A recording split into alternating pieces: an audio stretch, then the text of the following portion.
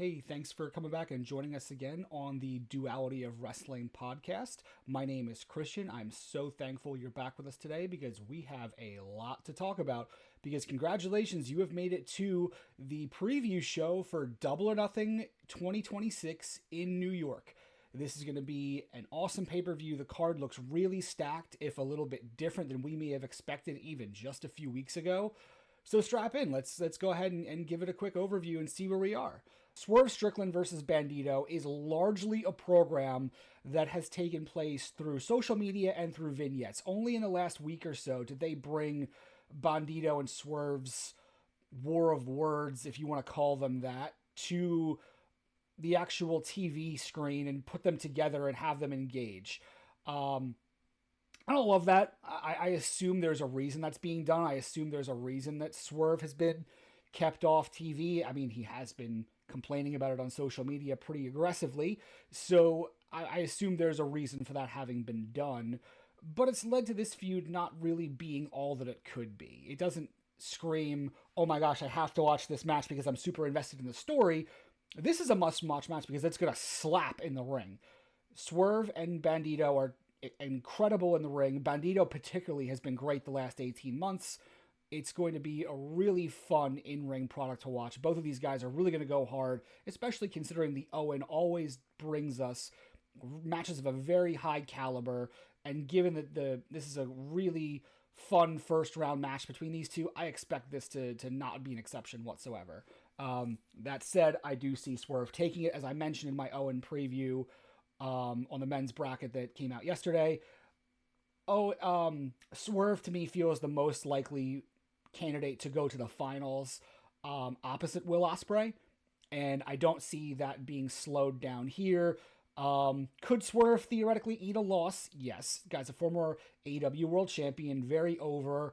But they've been talking a lot about power recently with Swerve and everything he's been acquiring between his labels of like the most dangerous man, and he's going after Bandito's most wanted label. So that's kind of the storyline backing that this match has.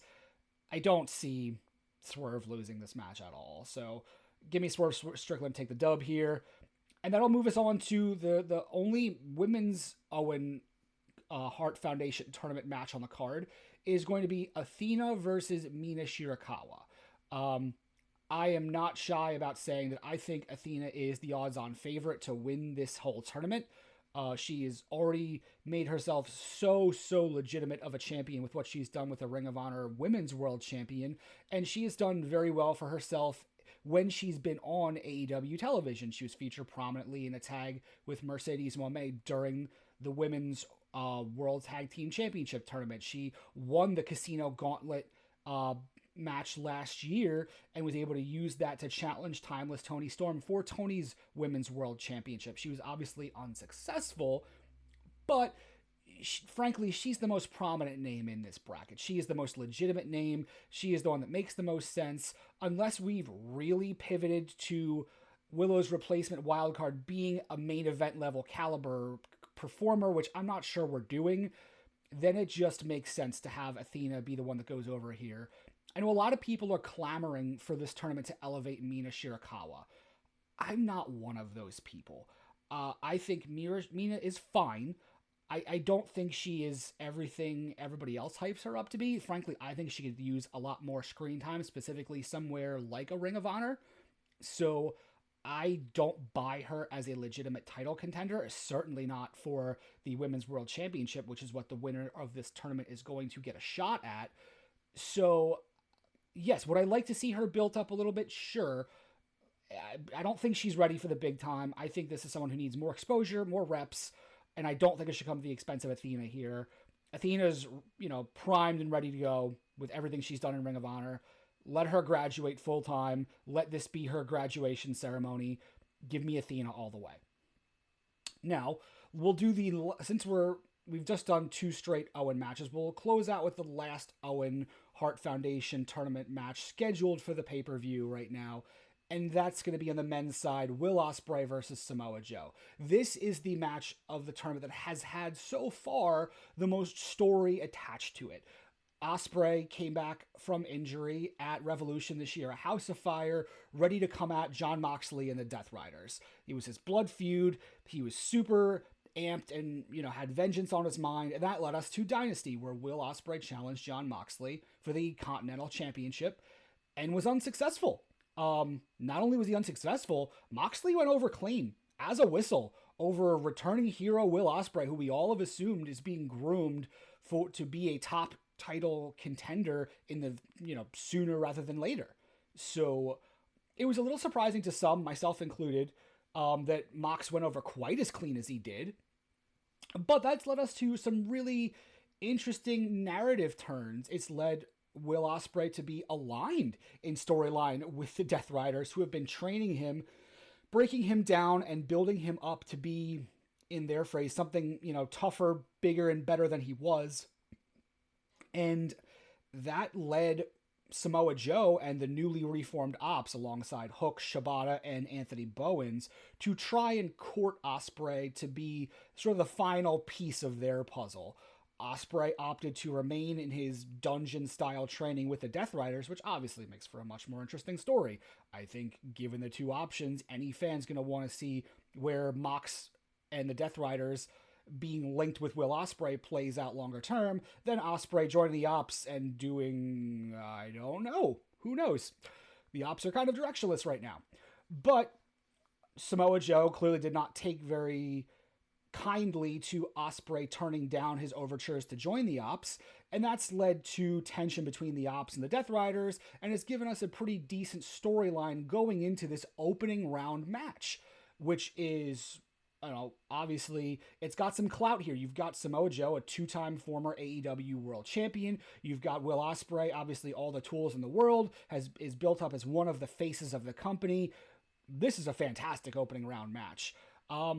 The only downside is the storyline leads us to believe that this is where, even take the business side out of it. Take away the fact that Will is the best draw to be a contender at Wembley Stadium, all in London. Put that aside. Just from a storyline standpoint, the storyline momentum has been with Ospreay growing stronger, more dangerous. He now has a submission hold, in his arsenal, the Death Ground, under the tutelage of the Death Riders. Whereas Joe has come back and is kind of inserting himself into what's going on with Ospreay and the Death Riders. So obviously, as fans, we're not going to think that Joe, despite him being a bit more decorated than Will, has the, plot armor momentum, so to speak, to go through and get the win here. I don't think this bracket makes any sense if Samoa Joe were to defeat Will Ospreay here. So I think it feels very safe to say that the newly redesigned, rebuilt Will Ospreay is going to take out Samoa Joe here and will advance into the second round of the Owen Hart Foundation tournament. So that's where I see the Owen landing here. You've got Athena winning, you've got Swerve winning, and you've got Will Ospreay winning. That's where I fall on the Owen matches. Now let's look at the rest of the card. The rest of the non-Owen matches on this tournament. One of the ones most recently announced, and feels a little tacked on, to be honest, is Jon Moxley defending the Continental Championship against Kyle O'Reilly of the Conglomeration. It's a lot to get out. Mox and O'Reilly have a significant history. Before O'Reilly's injury, O'Reilly went over Moxley very clean twice, including as a singles pay-per-view match that was supposed to elevate a more serious Kyle O'Reilly into a bigger time title contender, whether it be for the TNT title, whether it be during the Continental Classic, who knows. We didn't really get to find out because Kyle O'Reilly went down with an injury, and that led, directly or indirectly, to Jon Moxley's losing streak angle being nixed, him regaining his focus, his fire, his drive, whatever you want to call it, and ended up winning the Continental Classic last year. So that's where this defense comes in. O'Reilly came back at the Dynasty pay-per-view, helped the Conglomeration win the AEW Trios titles, which he still holds, but now it's been like, hey, remember when I beat Jon Moxley? I'd like to go beat Jon Moxley again. When are we going to do that again? Which, I appreciate the narrative cohesion. I do. I truly do. The same way I did with Moxley and Will. My colleague from the Wrestling View, Jerry Lynch put it that I don't care for unserious guitar playing goofball Kyle O'Reilly. And while I enjoy O'Reilly's guitar playing, Jerry's right. The goofball O'Reilly is not as interesting a character as the, combat focused killer Kyle O'Reilly. I don't latch on to goofball O'Reilly, whereas Kyle, like more serious and driven O'Reilly, is better in the ring. His style meshes better with that character rather than the comedy based character that he's currently kind of playing. So, again, I appreciate them going back to the narrative threads that they had. I don't see any way that Jon Moxley loses this match.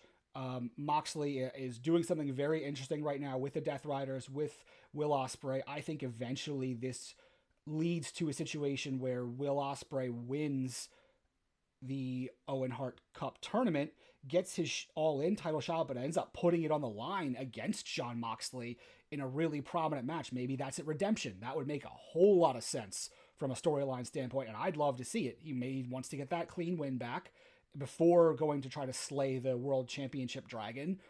Would be a fantastic way to do this. You can't advance Moxley as a Dragon Will needs to slay with him losing this championship to Kyle O'Reilly. Makes no sense. Don't like it. O'Reilly's already got a belt. Let him focus on that. If he's going to have to be goofball O'Reilly, let him do it with the trios championships that are borderline meaningless at this point, rather than giving him 2 belts, having been back a month. Doesn't make any sense. I don't see it happening in any way. Frankly, I'd probably put money down on it. But either way, Jon Moxley is taking this. So let's move to the AEW Women's World Championship, where Tekla is going to defend against multiple former AEW Women's World Champions in a 4-way. She's going to be taking on Chris Statlander, Jamie Hayter, and Hikaru Shida, all of whom have held the Women's World Championship before, and all of whom are legitimate threats to this championship. We've got one heel in Shida, you've got a face in Hayter, and kind of a tweener right now in Statlander. So that gives us some interesting dynamics you could look at. And in any other time frame, I think, in any other roster configuration, I would say there's a decent chance here that this could be a way to get the title off of Tekla and put it on to somebody who Athena or whoever comes out of the women's Owen bracket can logically challenge for from an alignment standpoint and from a clout standpoint, basically. Like who else could legitimately face her and be a draw at the top of the women's division? Any other time, any of these women could do that, and I would see no issue with it whatsoever. But right now, the women's roster is so thin. You have Timeless Toni Storm out. The whole angle with Ronda Rousey never paid off into anything. Mercedes Moné is still out. Now Willow Nightingale had to relinquish the TBS championship and pull herself from the Owen bracket. So there is a gigantic power vacuum at the top of the women's division here. And the woman who has stepped up to fill that vacuum admirably as best she can is the world champion Tekla. She's been fantastic ever since Revolution. She's great on the mic, just as good in the ring. She has an interesting character. Her presentation is so top-notch. I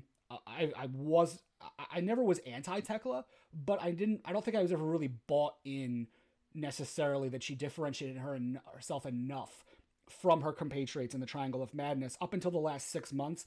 Now I'm like, okay, I get it. Tekla has knocked it out of the park, and she has earned the right to go into All In London as champion.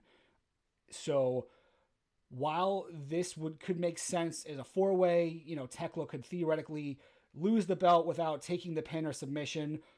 I don't see it here. Tekla has her work in and out of the ring has earned herself enough to carry that title against Athena or whoever comes out of the women's Owen to All In. Give me Tekla here in what should be a very fun match, and I do think will advance some storylines going forward with Statlander and Shida specifically. So interesting to see how that plays out, but I still have Tekla taking the dub here. Now let's move over to a stipulation match that we've got for the World Tag Team Championships that FTR hold and will defend against Cope and Cage. This should be a knockdown, drag-out war.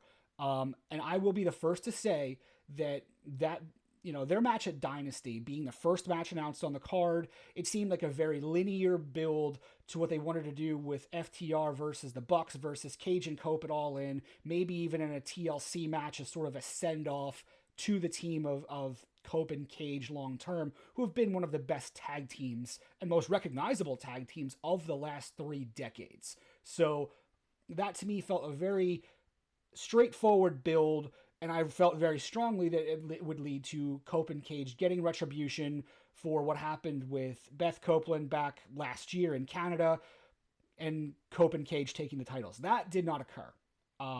Was surprising, and a very good match didn't occur. But now we've built to this. We've built a New York City I Quit match, which is going to be brutal. It's going to be fun. It's going to be a great watch.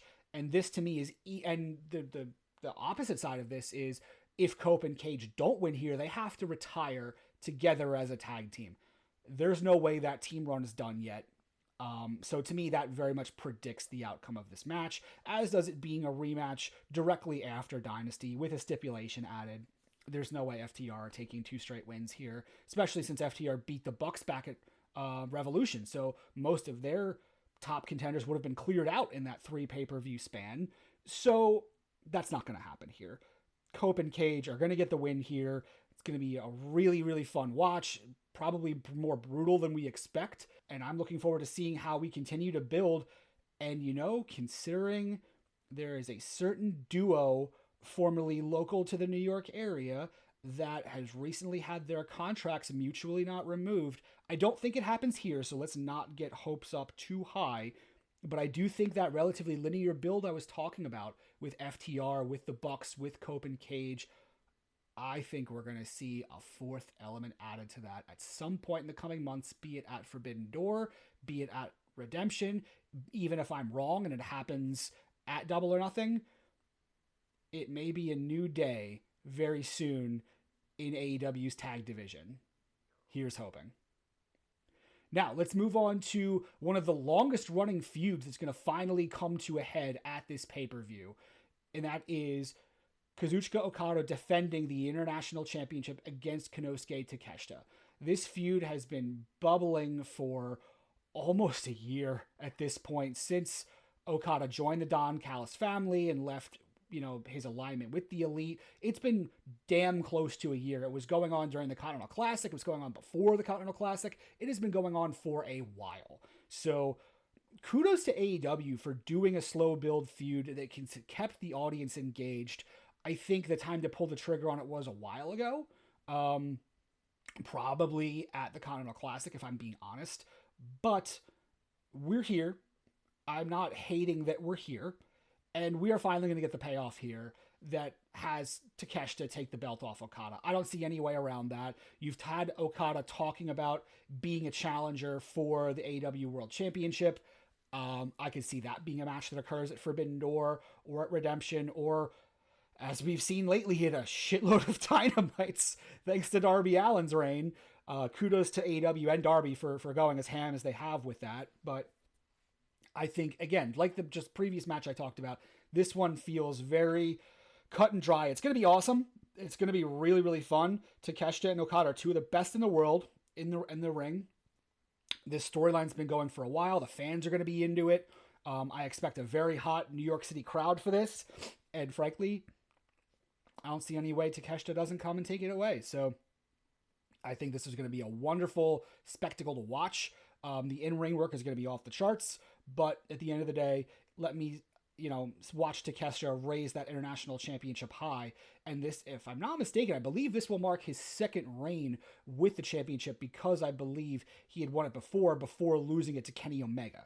So 2-time international champion Takeshita inbound. I think it's going to happen, but we'll see. So now we have one more match before the main event. Man, my nose is bothered today. So if you see me, continuing to scratch my nose like the accountant from Seinfeld, I apologize. My nose is just not enjoying the humidity right now. So sorry for that.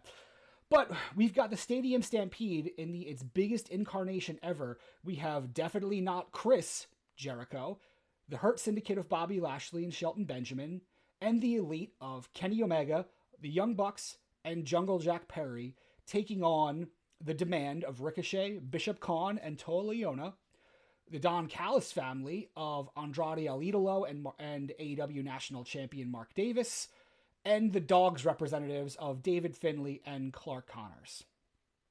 If that's a lot to take in, I got a little bit out of breath reciting all of that because it's a shitload of people. It is what? 7 on 7? What do we got? 2. Is my math wrong with that? 3. Yeah, that's 7 on 7 as a stadium stampede. It's going to be wild. That's a lot of elements to have going on. You've got a lot meshed in here. And I'll give AEW this. For it being a lot of storylines that have converged, they've done it with some cohesion. It's been a little bit short shrift, and it doesn't quite have a lot of the emotional components you might like to see. The main crux of this match is Jericho versus the Demand. That's really what has been built off of for this to allow this to grow to the spectacle it's become. But Stadium Stampede matches are always a good time. They've made it a point to talk about how this was the match that Jericho created in AEW, much the same way he did with Money in the Bank at WWE. So it's kind of interesting to see that both companies have a match that Jericho created that they can hang their hats on and really have become big parts of their brands, respectively, in recent years. So again, kudos to the creativity of definitely not Chris Jericho for what he's been able to do as a creative foil for the companies he works in. It's hard to totally say how this match is going to shake out because there are so many moving parts. You have so many different elements. You have the heavy hitting, aspects of the Hurt Syndicate and, the bigger heavies in the Demand and Mark Davis. You have the more acrobatic style of the Bucks and Ricochet. You have the more grounded but engaging styles of Kenny Omega and Andrade El Idolo. There's a lot of elements they're going to be working in tandem here. I'm going to say that Jericho's team comes out with the win here just because Jericho did take the loss clean at Dynasty against Ricochet and has kind of been getting punked as much as possible on TV to the point that he even trademarked the guy who gets beat up by the Demand every week he shows up onto as not a catchphrase, but to a merch phrase. So Jericho, while he is established enough, clear that he can eat losses and it's not a big deal, I don't see him eating a lot of consecutive losses here. Even with all the other elements at play here, Jack Perry recently lost this title. He's going to want to get some momentum back from Mark Davis. The Hurt Syndicate are still coming back from injury. They need to reestablish themselves as top players. To me, the only guy who really can't and shouldn't be taking losses, well, two guys who can't and shouldn't be taking losses here are Andrade and Mark Davis, but both can swallow it, I think, better than most can on the babyface side. Davis just won a championship, so he's a little bit insulated there. And Andrade has been so good since his return to AEW and gotten so over that I don't think it matters that he could be potentially losing this match at all. And then you have the Dogs guys in Finlay and Connors who could eat a pin and nobody will bat an eye. So to me, I think the babyface come out of this one and it's going to be a wild affair and going to be a really, really good time. I probably won't pick up my phone once during this match, and that's always a sign of an engaged audience. Can't wait to see it. Speaking of things I can't wait to see, we have the main event. For the AEW World Championship, it is title versus hair. Darby Allin, the champion, versus MJF. I'm going to start with, and this is something we'll expand on in another video, so I'm not going to get myself too winded talking about this. But for whatever reservations any of us, myself included, might have had about putting the World Championship on Darby Allin, for any number of reasons, Darby Allin has shut us all up. Darby Allin has come out and put on banger after banger every week, sometimes multiple times a week, against the best AEW competition that there is, and he has done it all in incredible fashion. He has not stepped an ounce of pressure off his own personal gas pedal.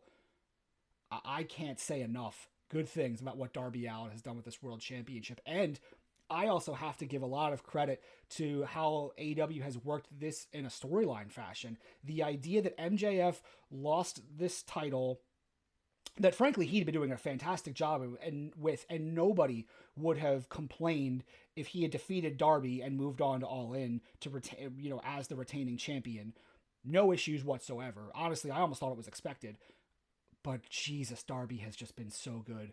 And then you combine it with the fact that Darby has bargained his way, eschewing everything that MJF had to offer, his scarf, the Dynamite Diamond ring, money, and Darby's used all of his own personality reasons to, reject those offers in favor of something that MJF covets so much. He flew 15 hours across the world to Turkey to have a hair implant, allegedly, done to give him a thicker, fuller mane for acting or for his own purposes. Darby calls it vanity.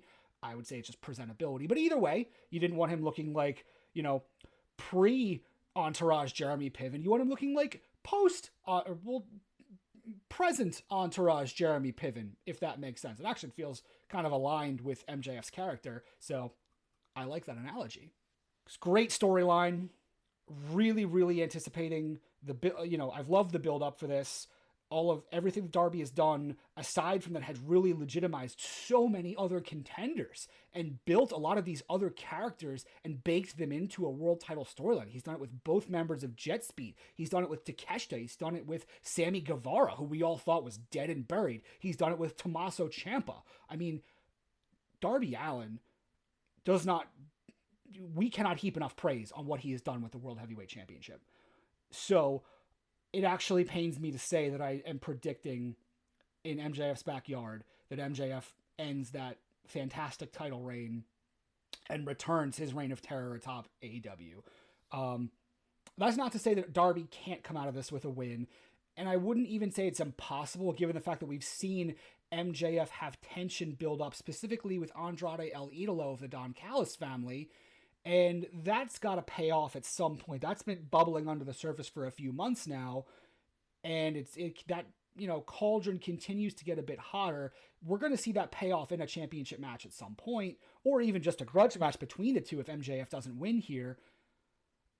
It's just hard to say that there'd be any better position for MJF to take that world title back rather than in New York City, in his backyard, retaining his hair, because I don't see MJF getting his head shaved. I think that might be the easiest way to try to predict this match is, of all things that could happen, MJF has been so storyline afraid of losing his hair, and obviously he's done a great deal of work to get the look he has. He is a company man enough that he would throw that away. I don't dispute that. MJF's commitment to his character and to the business and to the company is beyond question. I just don't see it happening here. I don't think there's any way they go that route. I don't think they want to go that route. I think this was done to really legitimize Darby as first, I think it was about giving Darby the moment he had in Washington, winning that world championship with Sting there, getting the monkey off his back of MJF, etc., etc. It was a great moment. I really thought it would just be a moment, and this would be a transitional period back with the belt going back, to Maxwell Jacob Friedman. In the interim, he's done so much to show that he is a legitimate champion. I love what they've done. Darby has shown he is a bona fide main eventer. He's not just a mid-card to upper mid-card guy who will bust his ass and do whatever as a stunt type of guy. He is for real. He is easily a guy they can continue to have be a cornerstone of this company. He might not be the guy, but he's certainly a guy that can believably contend with all of the other top guys. So kudos to them for getting Darby, at least in my mind, over that hump from stand-in player at a upper mid-card level to serious full-time main eventer. But I think that's where the story ends right now. I think you see MJF win the championship back. He carries that title with him all the way through to All In. And I think the other reason you look that way, if you take the hair aspect of it out, the story they've been pushing has been this breakneck speed at which Darby has been a fighting champion is taking a toll on his body. Darby said in a promo he feels all of the pain from all of these back-to-back-to-back title matches. That's got to catch up with him eventually. That's the story they've been sort of playing up on commentary and through interviews. I think this is the area where we see it catch up with him. MJF wins. I don't necessarily think it's where the headlock takeover, but I do think MJF's emerged from this pay-per-view with the World Heavyweight Championship back in his possession. I'll be back after the show concludes with my AEW Double or Nothing review. So thanks again for checking us out. See you in the next one.